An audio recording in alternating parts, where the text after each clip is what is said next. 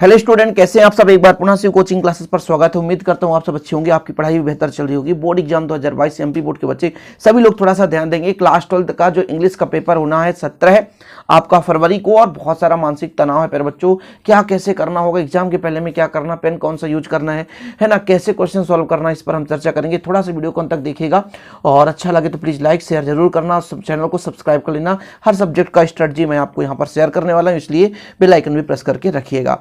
आपका एग्जाम मान लीजिए आज आपका कौन सा है भैया, आपका 15 तारीख है, 16 और 17 को एग्जाम है। सबसे ज्यादा कमेंट आ रहा कि सर हम अभी तक कुछ नहीं पढ़े, मानसिक तनाव इतना ज्यादा है कि जो पढ़ रहे हैं वो भूल जा रहा है। हम आपको कहना चाहते हैं प्यारे बच्चों कि जिस तरह से अभी आप जीवन में जीते आ रहे हैं ना, बिल्कुल टेंशन फ्री कि हमारा एग्जाम होगा, देखा जाएगा, उसी तरीके से आज भी टेंशन फ्री होकर पढ़ाई करो। जितना भी टॉपिक आप क्लियर कर रहे हो, यदि आप टेंशन में लेकर के पढ़ाई करोगे तो बिल्कुल प्यारे बच्चों वो भूल जाएगा। एग्जाम में बैठोगे वहां भी भूल जाएगा। इसलिए मैं कहना चाहता हूं अभी से आप टेंशन फ्री लेकर के पढ़ाई करें। मतलब आपको ये चिंता नहीं करना है कि परसों एग्जाम है, हाँ परसों एग्जाम है, हम दे लेंगे, अच्छा जाएगा।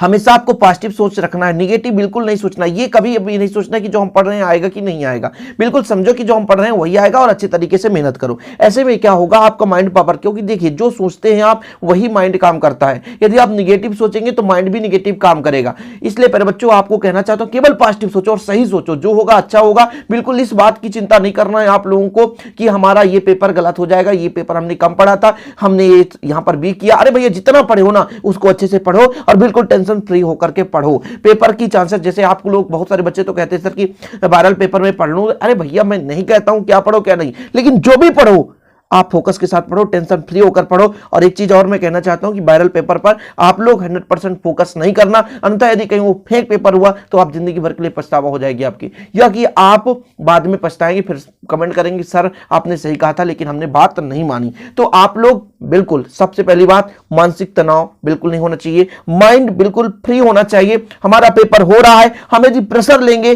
तो आपको ना तो नींद आएगी, ना तो अच्छे से सो पाएंगे। जब आप अच्छे से नहीं सो पाएंगे तो जब आप एग्जाम में बैठेंगे तो जो पढ़ के आ रहे हैं वो भी भूल जाएगा।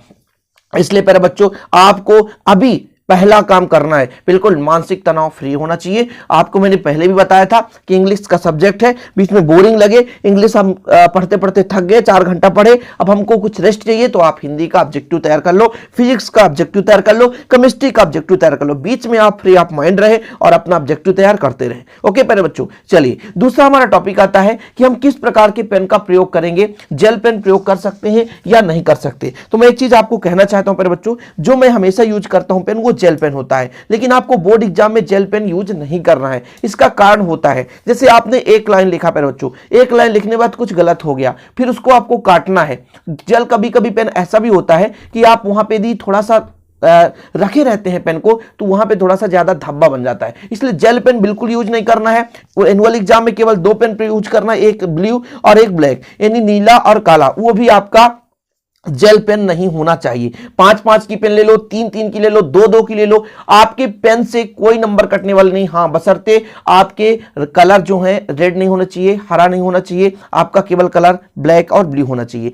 आप जेल पेन से भी लिख सकते हो, ये नहीं है कि नहीं लिख सकते, लेकिन इसमें आपको राइटिंग में परेशानी हो सकती है, क्योंकि आप हमेशा जिस पेन से लिखते आए हो उसी पेन से लिखो। कोशिश यही करो कि जो पेन आप पहले स्कूल पे पढ़ रहे थे तब लिख रहे थे उसी पेन का प्रयोग करना। ऐसा नहीं कि आप नए पेन ले लो और भैया आपका 5 रुपए में लिखने वाले थे, आप 25-30 का पेन ले लो, ऐसा नहीं करना। क्योंकि हाथ भी बैठा, जिसमें हाथ बैठा रहता है उसी पेन का सबसे बड़ा महत्वपूर्ण होता है। क्योंकि एग्जाम में प्यारे बच्चों 3 घंटे में आपको 80 नंबर का पेपर करना है। उस टाइम पे यदि आपके पास दूसरे पेन का प्रयोग कर लिया आपने, आपके पास सही पेन नहीं है, तो फिर आपको दिक्कत हो जाएगी। और हमेशा याद रखिएगा एग्जाम टाइम में आपको 2 पेन नीला और 2 पेन काला लेकर चलना। हमेशा 2 पेन हमेशा रहना चाहिए। नीला तो आपका 2 पेन होना चाहिए, एक बार काला नहीं भी है कोई दिक्कत नहीं है। मैं हमेशा कहता हूं कि हेडिंग जो है काले से डालो। क्या नीलस नहीं डालना चाहिए? अरे भैया चाहे आप नीलस डालो चाहे काला, बराबर डाल सकते हो। यदि आपकी राइटिंग अच्छी है तो आप आसानी से कर पाओगे। चलिए, अच्छे से पढ़ना फिर लिखना। इसका मतलब क्या है, जैसे आपके पास इंग्लिश का पेपर आ गया है,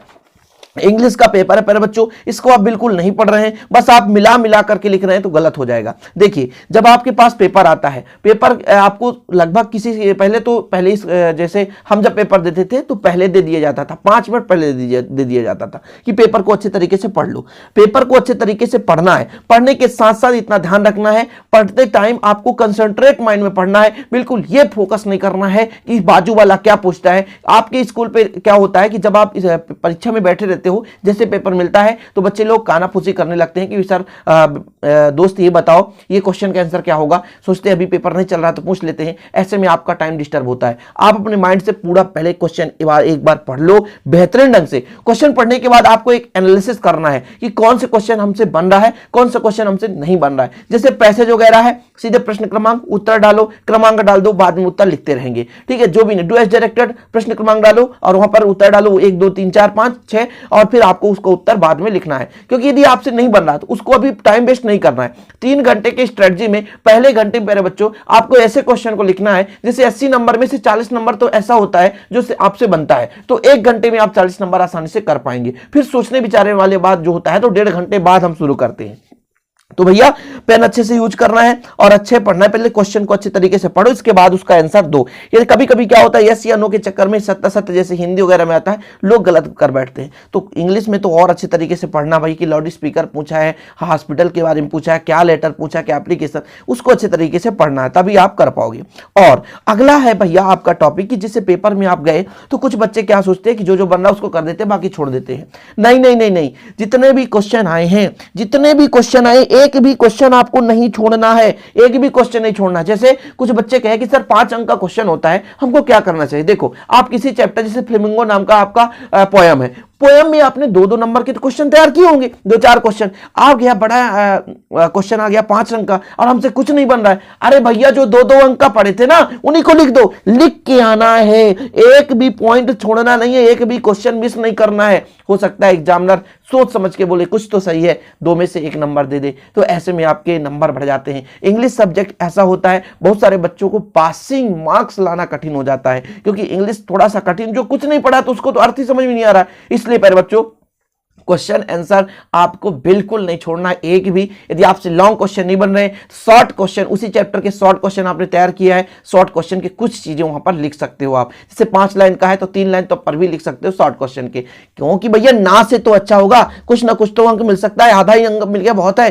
33 नंबर पाना यदि पासिंग में से तो 32 है, 1 नंबर मिल गया, 33 हो गया, तो पास तो हो जाओगे, फेल होने की चांसेस नहीं होगी। हालांकि मेरे साथ जो बच्चे जुड़े, अच्छे बच्चे जुड़े हैं, मेहनत भी करते हैं प्रॉपर रूप से, लेकिन मैं उनकी बात कर रहा हूं जो कुछ नहीं पढ़े हैं। तो क्वेश्चन भी पूरे अटेम्प्ट करना है भैया, एक भी क्वेश्चन आपको मिस नहीं करना है, सॉल्व करना है ऑल टाइम, ऑल क्वेश्चन को, ठीक है। और एक चीज याद रखिएगा, जब आप क्वेश्चन सॉल्व करते हैं प्यारे बच्चों, तो कभी कभी आपके दोस्त लोग डिस्टर्ब करते हैं कि भाई ये बता दो, ये बता दो, ये बता दो। तो मैं नहीं कहता हूं कि भाई यदि ना बताओ, मैं भला बुरा मैं नहीं कहूंगा, लेकिन आप बताओ खुद, आप अपना डिस्टर्ब करके किसी से यदि आप बताएंगे, थोड़ा बहुत चीटिंग में मदद करेंगे, तो आपको उतना टाइम लॉस हो जाएगा। इसलिए दोस्ती यारी छोड़ देना। एग्जाम में भैया बोल दे, एग्जाम के पहले दोस्ती यारी कर लेना, हाल से बाहर कर लेना। हो सकता है कभी कभी इतना और सतर्क रखिएगा, जब भी एग्जाम में आप बैठते हैं प्यारे बच्चों, तो अपने आसपास अपने कुर्सी टेबल को अच्छे से देख लीजिए, कहीं चीटिंग तो मतलब चिट वगैरह तो नहीं है, कोई चीटिंग करने वाला चिट छिपा तो नहीं दिया, हो सके आपके टेबल में छिपा दिया जाए, फिर आपका फॉर्म भर जाए और फॉर्म भरने के बाद आपकी जिंदगी बर्बाद हो जाए। तो इन सब तमाम चीज़ों को आपको बहुत अच्छे तरीके से फोकस में रखना है। मैं ये सब स्ट्रेटजी क्यों बता रहा हूँ, क्योंकि आपकी एक भी गलती ना हो पाए। आप बाहरी जो स्ट्रेटजी होते हैं, बिल्कुल आप फोकस रखें अपने मतलब पढ़ाई पर, और आप टेंशन नहीं लें। सबसे बड़ी चीज है टेंशन। टेंशन यदि ले लिए तो फिर आप कुछ नहीं कर पाओगे। एग्जाम आपका बिल्कुल 1 दिन में है, आप टेंशन से भरे हैं, आप जो पढ़ रहे हैं वो भी भूला जा रहा है। बिल्कुल आपको नहीं गलती करनी है। एक चीज और नोट डाउन करो, जैसे आपने मान लीजिए इंग्लिश में लिखा एप्लीकेशन, APPLICATION एप्लीकेशन, अब ये गलत हो गया, तो कुछ लोग बच्चे बोलते हैं इसको काटना है तो इतना, ऐसे नहीं काटना है प्यारे बच्चों, ऐसे नहीं काटना है पेपर में, इतना नोट डाउन करना है, ऐसे बिल्कुल नहीं काटना है। आपको यदि गलत हो गया तो APPLICATION TION एप्लीकेशन है, इसको एक बार ऐसे कर देना है। तो इसकी सुंदरता अलग होती है। देखिएगा, जितना काट पीट आप करोगे एग्जाम में उतने कम अंक आएंगे। साफ सुथरा स्वच्छ लिखना है, अच्छे अंक आएंगे। लिखावट में बहुत बड़ा रोल होता है एग्जाम में अच्छे अंक पाने के लिए। तो लिखावट भी आपको देखिए 1 घंटे जो आप लिखेंगे तो प्रॉपर रूप से उसी क्वेश्चन को लिखेंगे जो आपसे बन रहा होता है और बढ़िया राइटिंग बनाकर लिखना है।